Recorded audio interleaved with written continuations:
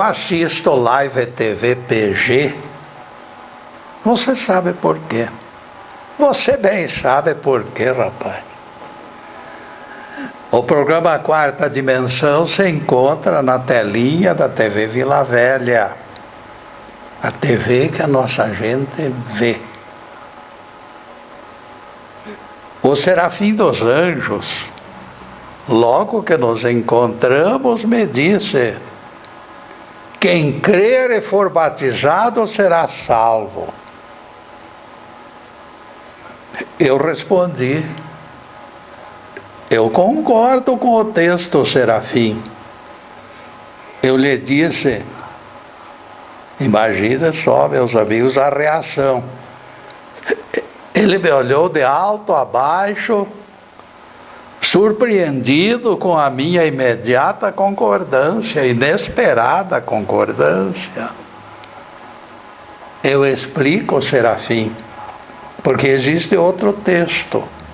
Se tiverdes fé do tamanho de semente de mostarda, direis à montanha: transporta-te para acolá, e a montanha obedecerá.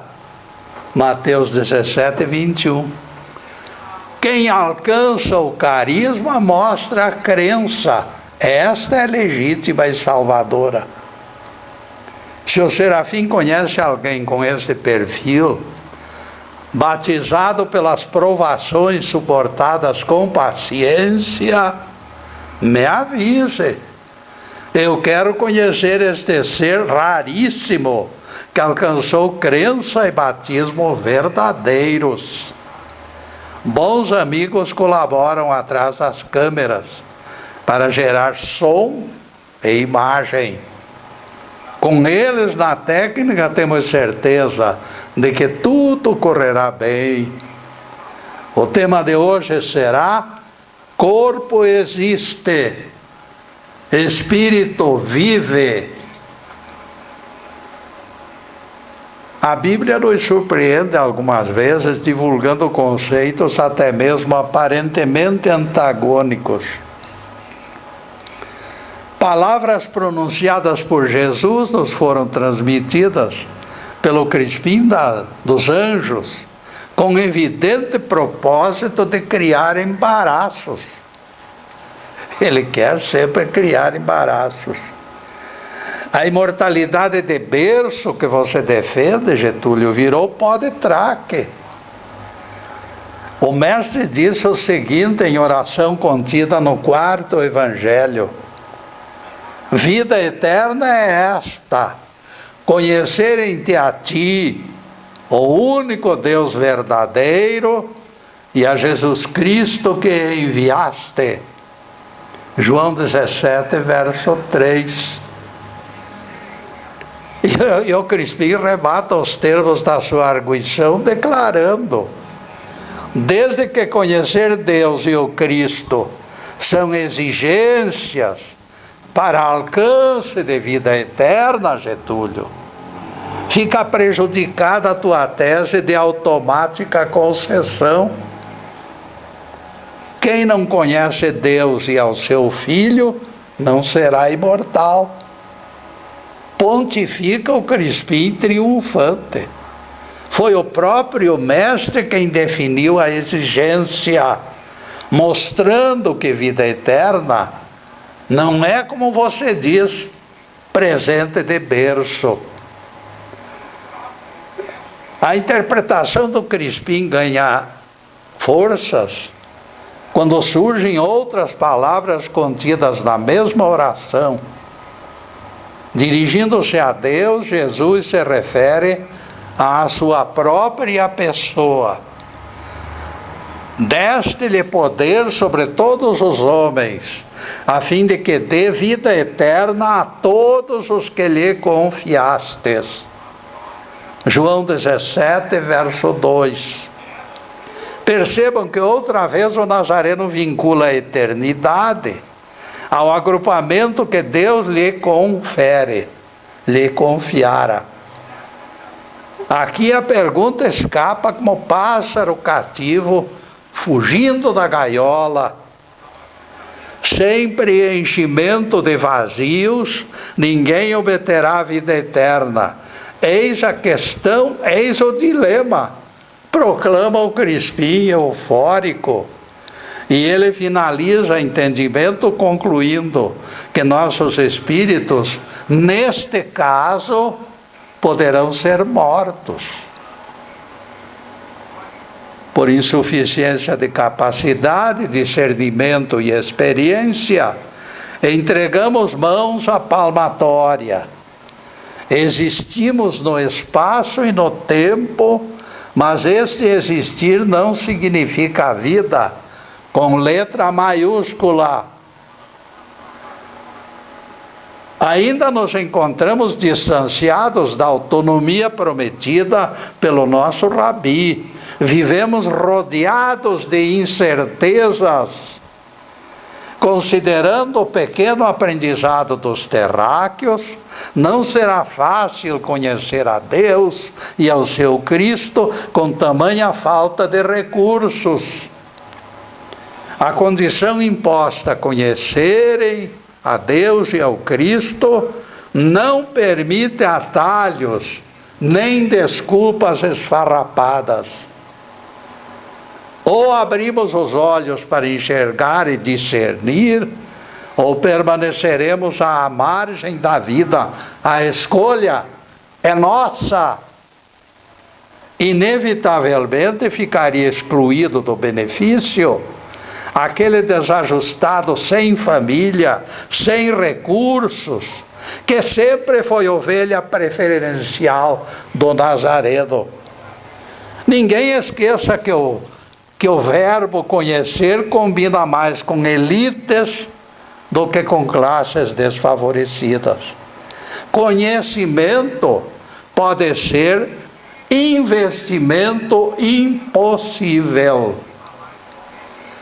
Aborígenes, budistas, muçulmanos e milhões de espíritos fora do cristianismo também permaneceriam destituídos de vida eterna.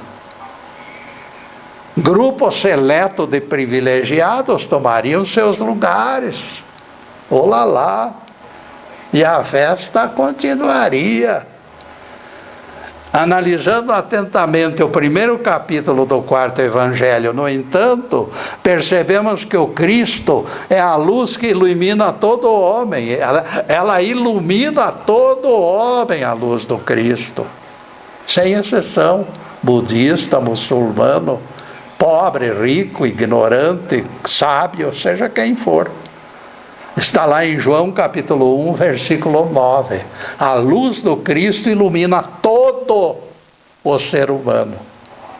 Isto nos agrega certezas e esperanças. Vejam que a luz não ilumina apenas este ou aquele. O Evangelho fala em todos, sem exceção.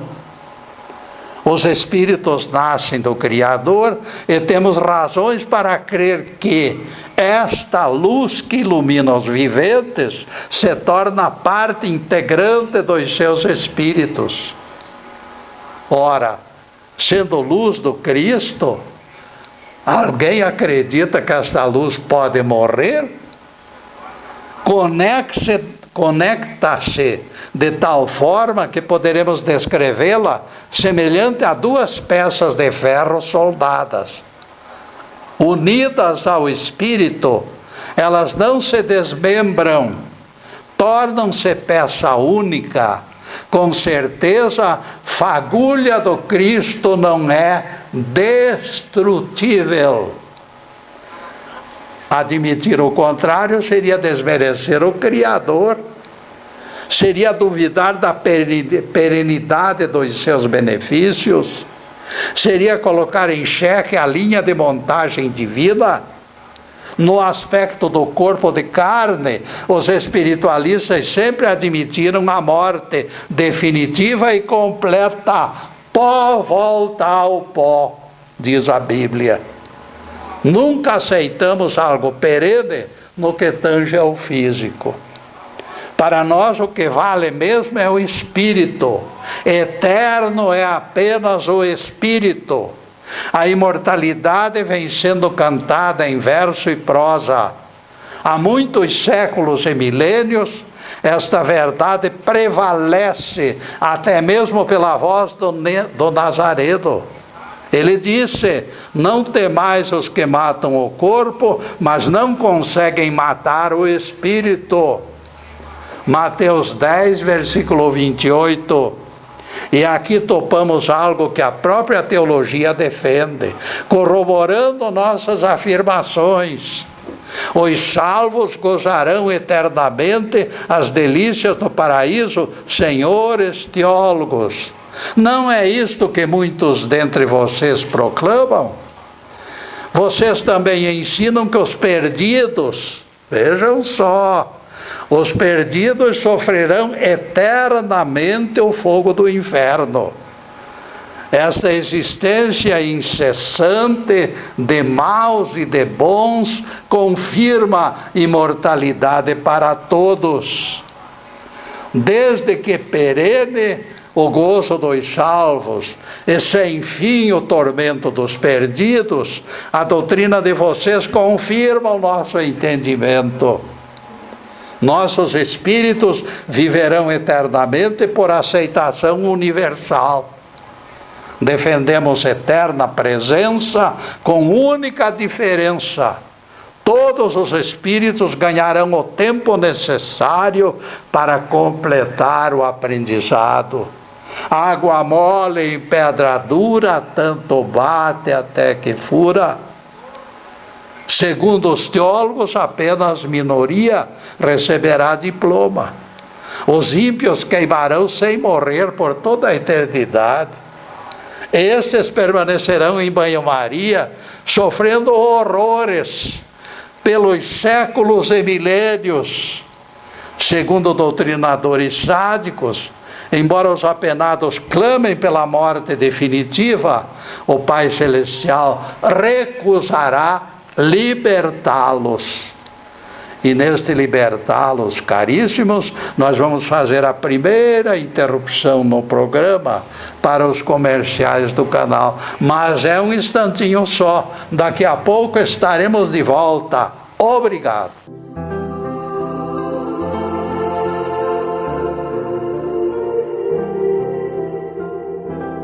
Já estamos no segundo bloco do programa Quarta Dimensão.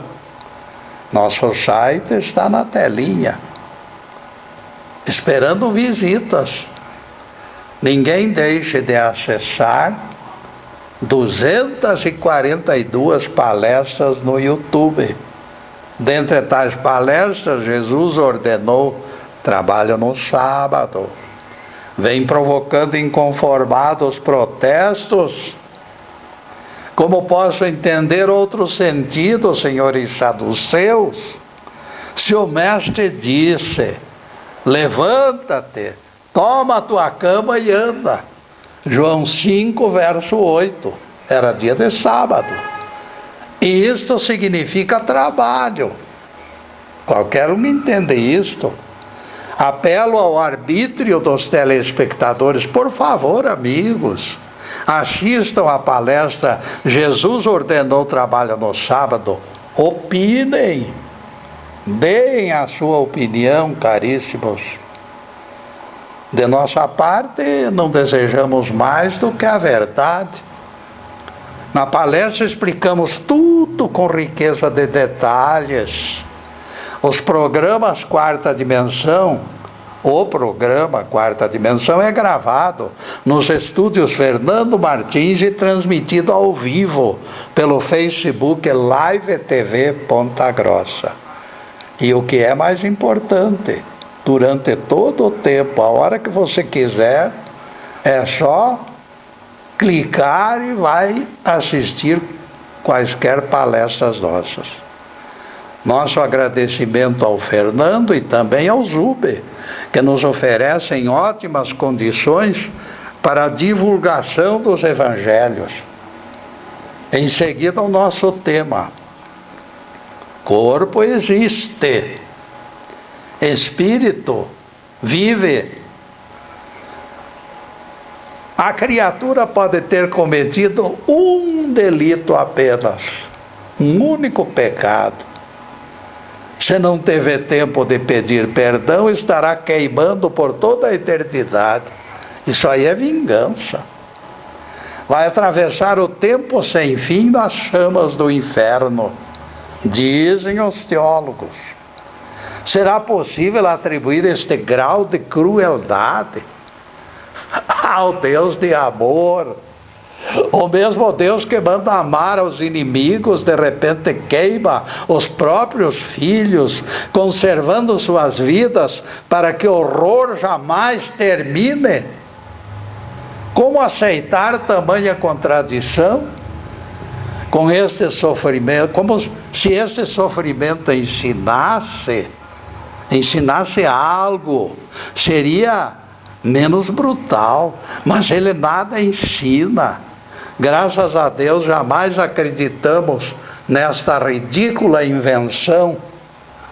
Se o inferno fosse eterno, todo esse espaço seria buraco negro na misericórdia e no amor do Pai das alturas. Até este momento, amigos, explicamos vida eterna pelo comprimento, ou melhor dizendo, pela duração da onda.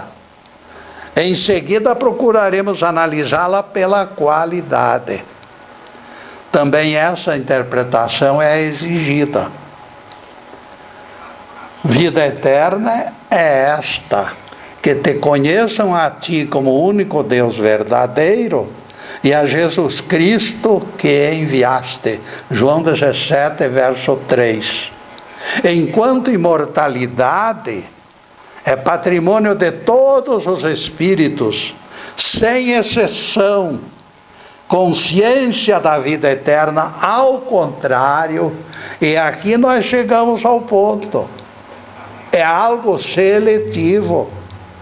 Deus nos criou espíritos imortais, mas deixou por nossa conta a descoberta desta realidade sem fim.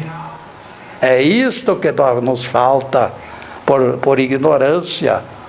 Pela sintonia especial que exige grau elevado de percepção, a consciência de vida eterna se tornou seletiva. Paradoxalmente, a teologia atribui eternidade aos ímpios no inferno e aos bem-aventurados do paraíso.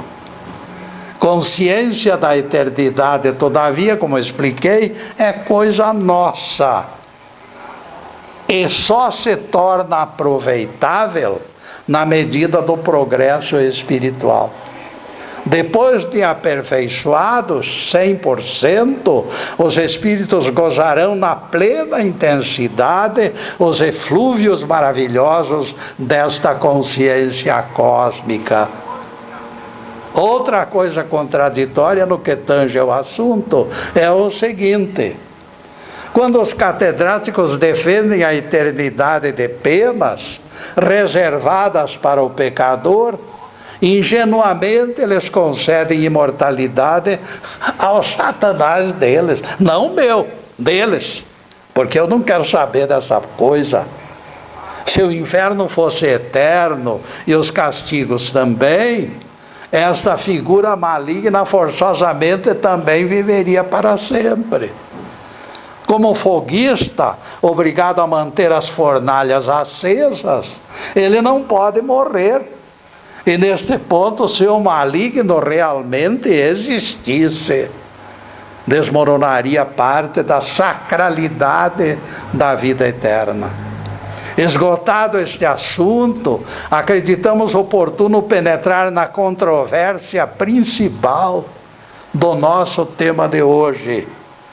O terreno já está preparado. É só lançarmos semente e com certeza colheremos ótimos resultados. E a pergunta é a seguinte: por que Jesus exigiu recíproca para alcance da vida eterna? Vida eterna é esta: conhecer em ti como o único Deus verdadeiro e a Jesus Cristo que enviaste, João 17, verso 3, para que tenhamos vida eterna. Aparentemente nosso rabi está exigindo curso sobre Deus e o Cristo. O exercício é deveras estimulante. Valerá reunirmos todas as reservas intuitivas para entender o significado real das palavras. Duas palavrinhas aparecem no gargalo da fonte: existir ou viver. Elas se tornam decisivas para o entendimento do mistério. Quando Jesus falou vida, ele não disse existência. Existir é fácil. Viver, porém, não é tão simples como aparenta. Poste de concreto existe, mas não vive. E aqui se encontra a razão de que o mestre defina viver como estágio diferenciado. Nossos espíritos nascem imortais, mas a consciência da vida eterna será conquista da maturidade. Consciência de vida plena e intuitiva somente gozaremos depois de muitas reencarnações, porque a natureza não dá saltos. Viver na plenitude será conquista que nos alcançará no tempo do fruto maduro, isto é, no tempo de Deus.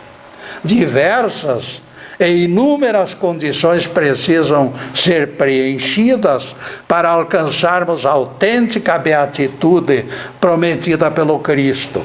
Jesus disse: eu vim para que tivesseis vida, abundância de vida. João 10, verso 10. Jesus tinha que descer dos céus para implantar energia cósmica como Cristo planetário. O empenho de entendê-lo, no entanto, é coisa nossa, exclusivamente nossa. O fato de ocuparmos espaço não significa viver. Nosso corpo ocupa espaço, mas ele não vive, ele existe, porque quem vive é o Espírito. Quando Jesus falou de vida eterna, apontou o futuro sem sobressaltos. Este tipo de vida nós ainda não alcançamos, de vez que estamos em processo de expectativas, sempre sujeitos a coisas boas e más. Acalentando tal bem-aventurança dentro dele, Jesus desejava transmiti-la aos demais. Em solene oração, manifestou seu desejo ao Pai. Digo isto, disse Jesus, para que os que ficaram no mundo alcancem a plenitude do meu gozo. A plenitude do meu gozo ele estava concedendo, mas a quem pudesse entendê-lo. João 17, verso 13. Este desabrochar de júbilo, este cântico da alma, esta apoteose de amor, será presente do Cristo aos diplomados da vida eterna. Urge, portanto, realizarmos possíveis e até impossíveis esforços para conhecer Deus e o seu Cristo e alcançarmos o alto desta montanha. Enquanto isso não acontece, continuaremos existindo eternamente, mas não vivendo em plenitude. Em Apocalipse, o profeta João abriu cortina.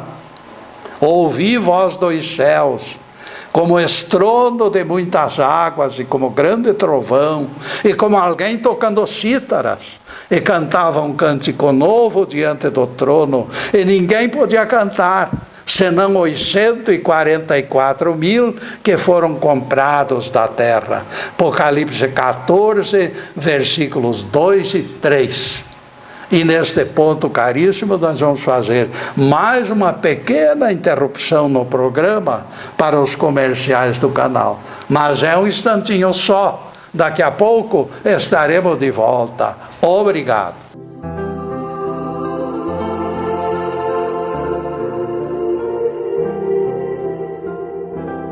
Estamos retornando com o programa Quarta Dimensão, terceiro bloco.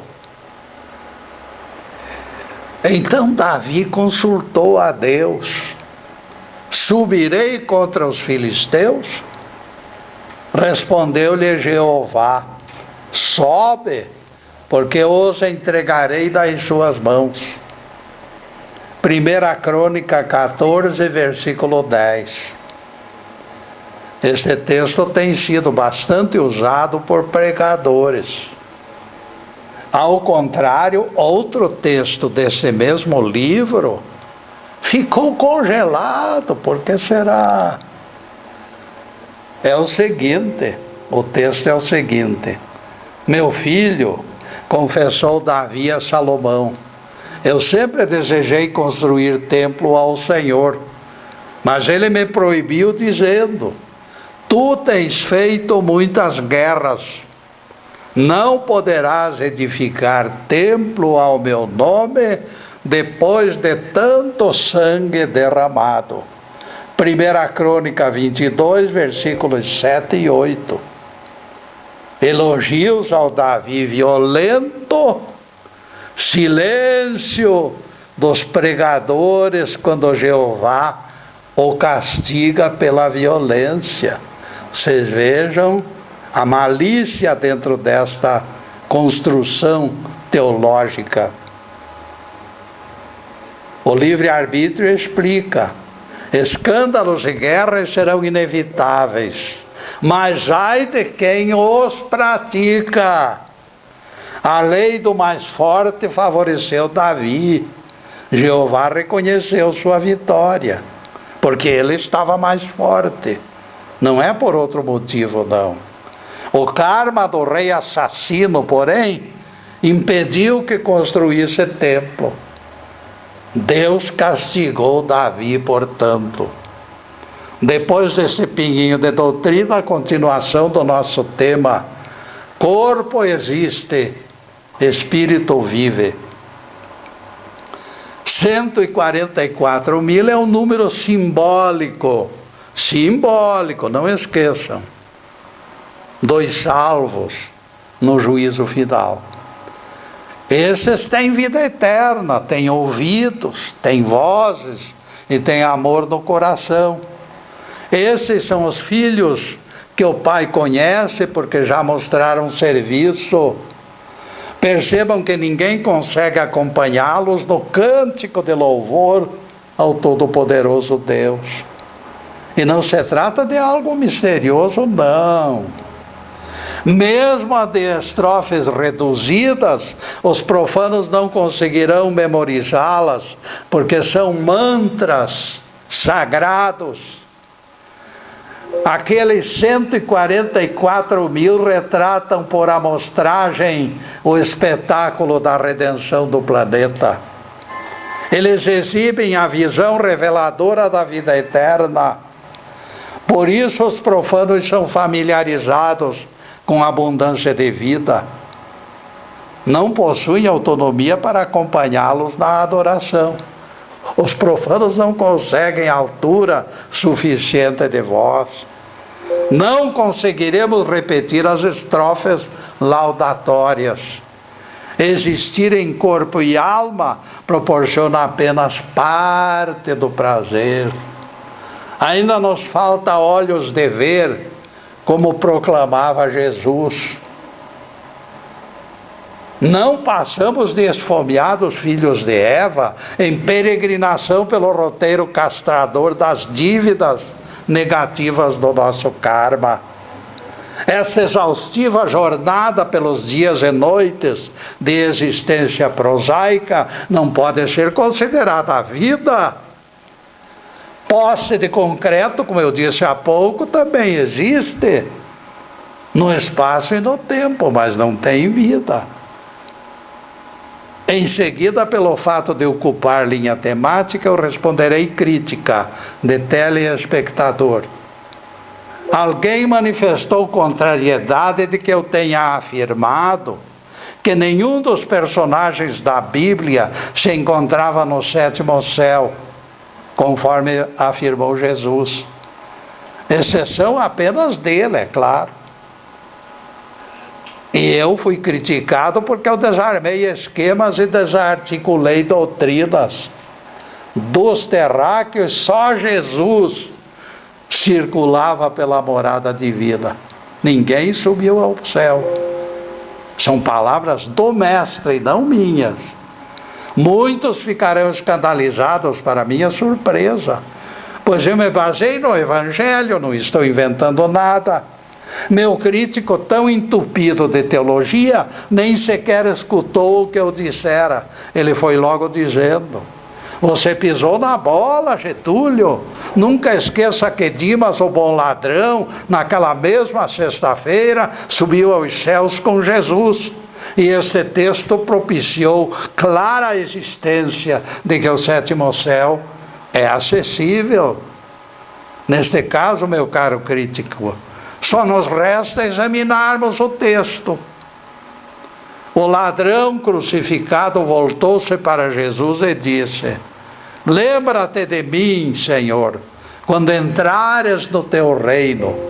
E Jesus lhe respondeu: em verdade te digo que ainda hoje estarás comigo no paraíso. Lucas 23, versículos 42 e 43. Aparentemente o crítico tem razão, disseram pessoas em volta, antecipando a bola.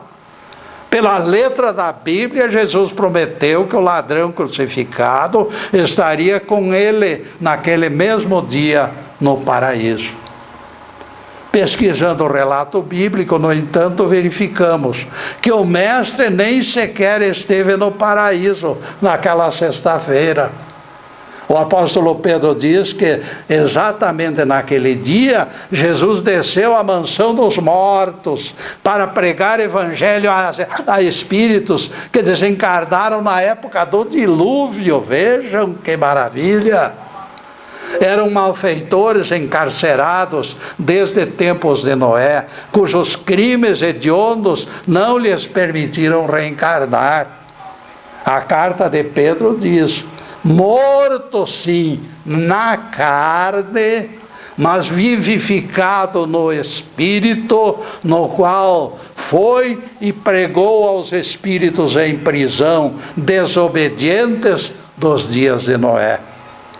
1 Pedro 3, versículos 18 a 20.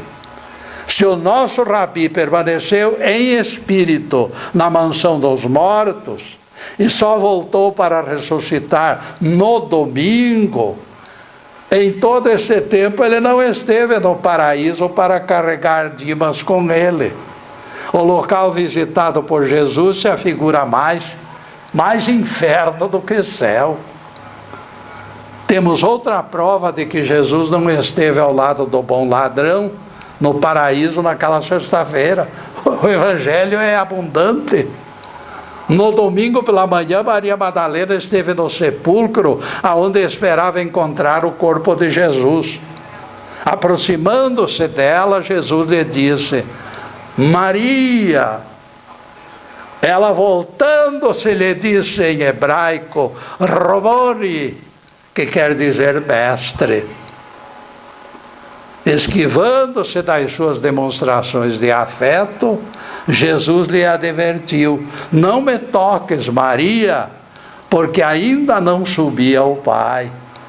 João 20, versículos 16 e 17. Se ele no domingo não havia subido ao céu, como levou Dimas sexta-feira para o paraíso? Veja que no domingo da ressurreição, Jesus ainda não retornara aos céus. O bom ladrão não esteve no paraíso na sexta-feira, portanto. Mas então, como se explica o imbróglio? O Nazareno terá faltado com a verdade? Foram perguntas do meu crítico. Não, Jesus não faltou com a verdade, eu respondi de pronto. O mestre ficou satisfeito, mas surpreendido com a reação de Dimas. Dá para imaginarmos a esplêndida visão intuitiva daquele bom ladrão, de olhos bem abertos, contemplando o Rei Jesus, embora coroado de espinhos, homem de braços abertos, pregado em cravos na cruz, mãos e pés, numa cruz de madeira, meus amigos. Isto aí é impossível de considerarmos um rei. Este homem estava sendo torturado desde a madrugada, jogado de Caifás para Pilatos, de Pilatos para Herodes. Foi açoitado e o sangue escorria pelo seu corpo. Jesus desceu até o último degrau do opróbrio naquele fim de semana, quando foi morto e sepultado, sofrendo sede e fome durante horas de torturas, humilhações e desrespeitosas imprecações, alcançaram o fundo do poço. Arrastou a cruz até o alto do Monte das Caveiras e sentiu frio. Aquele homem mais parecia trapo sem vida antes de morrer, e somente Dimas tivera clarividência de enxergar naquela figura a figura de um rei. E nesse ponto, caríssimos, nós vamos fazer mais uma pequena interrupção no programa para os comerciais do canal, mas é um instantinho só, daqui a pouco estaremos de volta. Obrigado.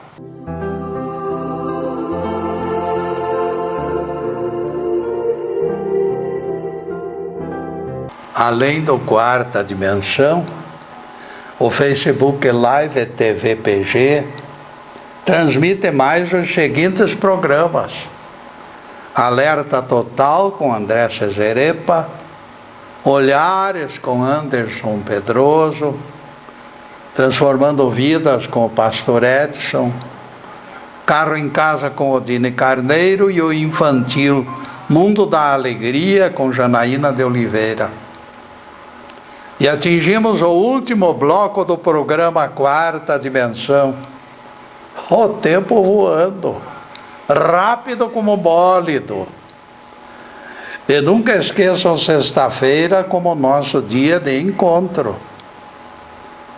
A partir das 15h30 da sexta-feira, páginas da Bíblia e do Evangelho têm sido focalizadas sem algemas na TV Vila Velha.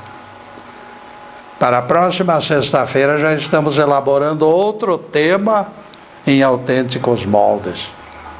Em seguida, os últimos questionamentos sobre o assunto de hoje. Corpo existe, espírito vive.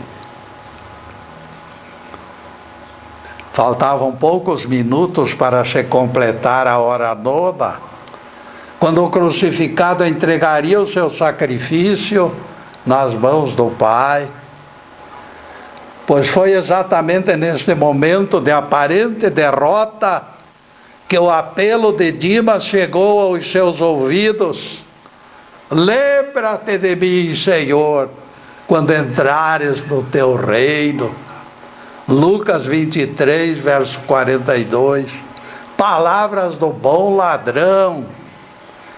É inacreditável que tal testemunho tenha acontecido. Aquele ladrão teria perdido o senso das proporções, meu Deus do céu. Como pode ter visto nobreza naquele homem despojado de tudo, quase nu, suarento e ensanguentado? Aquele homem considerado rei por ele. Os apóstolos corriam de lá para cá, daqui para lá, sem saber o que fazer. Pedro o negaria. Já tinha negado. Eu não conheço este homem. As mulheres de Jerusalém choravam desconsoladas e desesperançadas. Judas, atingido pelo remorso, já pensava na morte. Foi o brado de Dimas que salvou aquela tarde cinzenta. Jesus ainda teve forças para responder ao 13º apóstolo: ainda hoje estarás comigo no paraíso. Lucas Lucas 23, versículo 43, palavras de Jesus. Mas Getúlio, depois de tantas evidências, você ainda se atreveria a provar que Dimas não esteve no paraíso naquela sexta-feira? Como pode, Getúlio? Você é teimoso demais. Meus caros amigos, o sétimo céu é morada de Deus. 2 terráqueos naquele lugar, só Jesus se encontra. Porque lá, para penetrar lá, precisa estar com os pés limpos. Os pés e a consciência limpa. O paraíso não se encontra aqui ou acolá, meus amigos. No entanto, o paraíso, meus amigos, explicando melhor esta questão, é um estado de espírito que há muito tempo está pedindo acolhida no interior das criaturas. Deus está querendo um lar dentro das nossas almas, porque Deus é aquela luz que eu falei no início da palestra. O Cristo é a luz que reside dentro de cada ser humano. Este paraíso está perto e ao mesmo tempo distante, porque longo e estreito é o caminho para nós o alcançarmos. Daremos voltas e voltas pelo mundo de quimeras, antes que as energias do Cristo transformem recanto onde pisamos em terreno sagrado. Paraíso não é lugar do espaço e do tempo, amigos.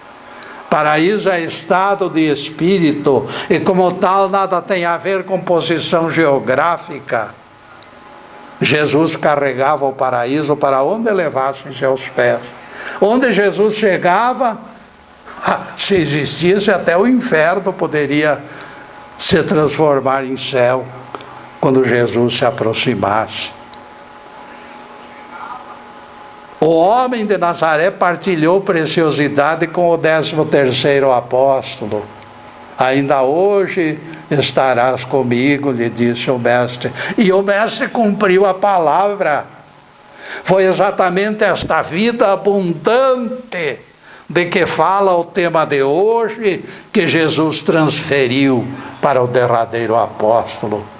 Jesus já estava dentro deste bólido, desta força poderosa, e Dimas entrou no mesmo lugar, no mesmo paraíso, no mesmo gozo. Foi exatamente esta vida abundante de que fala o tema de hoje. Este é o paraíso que a Lures será alcançado por nós.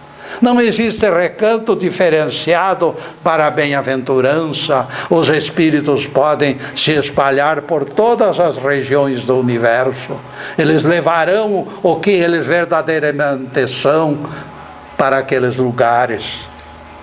Não existe recanto diferenciado para a bem-aventurança. Não existe lugar exclusivo para gozarmos as belezas da vida. O nosso Rabi desceu aos umbrais dos infernos depois da crucificação, e também lá ele distribuiu plenitude de vida. O nosso tesouro mais valioso se encontra aqui dentro, independente daquilo que nos rodeia. Quem atinge consciência do seu Cristo interno desenvolverá níveis cada vez mais elevados de autonomia. O médico Richard Selzer, cirurgião em New Haven, nos conta a história comovente. Vamos entregar a palavra ao próprio médico para que revele esta experiência maravilhosa.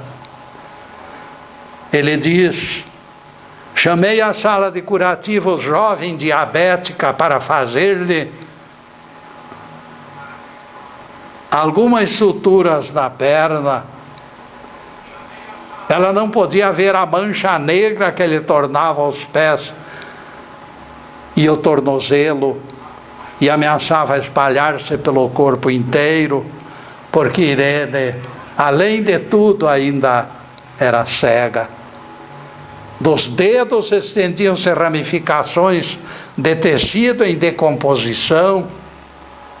Embora sem os olhos para enxergar as feridas, as dores fortes dos membros tornavam-se insuportáveis. Há mais de ano eu vinha extirpando aquele tecido viscoso, limpando, medicando e tentando arrancar-lhe as raízes maléficas. Eu sabia que procurava enganar o mal por falta de coragem para a intervenção profunda. Eu sentia medo por ela, declarou o cirurgião emocionado. Irene sentava, segurando a coxa com a perna estendida, como foguete, ameaçando tudo de ir pelos ares. Mas nunca eu escutei. Simples queixa daquela mulher, disse o médico. Irene mantinha-se discreta e sempre tranquila. Por fim, desistimos ela e eu, porque nós nos conscientizamos de que a gangrena corria sempre mais depressa do que os nossos recursos. Amputar aquela perna se configurou o caminho único para que nós dois fôssemos curados. O dia da cirurgia chegou, eu vi aquele corpo sempre retejado pela dor, milagrosamente alcançar relaxamento profundo e adormecer. Quando levantei a camisola e apalpei o lugar onde iria cortar com o meu bisturi, tive que sorrir diante da surpresa inédita. Pouco acima da rótula, a mulher cega desenhara um rosto, circunferência com 2 orelhas, 2 olhos, nariz e a boca revirada para cima, numa clara demonstração de alguém sorrindo. Por baixo do rosto desanuviado e franco, a jovem cega escrevera: sorria, doutor. Irene, diabética, cega, em traumática cirurgia, sozinha no mundo, sugeria que o médico conservasse o sorriso no rosto. Que exemplo maravilhoso, meu Deus! Desabafou o médico, totalmente fascinado pela grandeza daquela mulher. Irene se tornou atestado bem vivo e bem real de que aquele Jesus que nasceu há 2000 anos desceu ao mundo para nos trazer vida.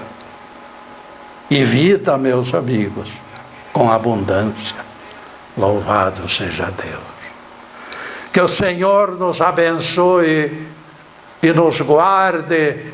Que o Senhor faça resplandecer o seu rosto sobre nós e tenha misericórdia de nós. Que o Senhor sobre nós levante o seu rosto e nos dê a paz. Louvado seja o nosso querido Deus Pai. Louvado seja o santo nome de Jesus, o nosso Cristo. Obrigado, Deus. Obrigado, Jesus. E para vocês, amigos, além desta câmera, que Deus possa derramar suas bênçãos de saúde, de paz, de harmonia, de prosperidade, de tudo que é bom. Mas acima de tudo, meus amigos, neste imediata presença do novo ano, que todas essas bênçãos como um feixe luminoso estejam no coração de todos. Muito obrigado, meus amigos, e boa noite.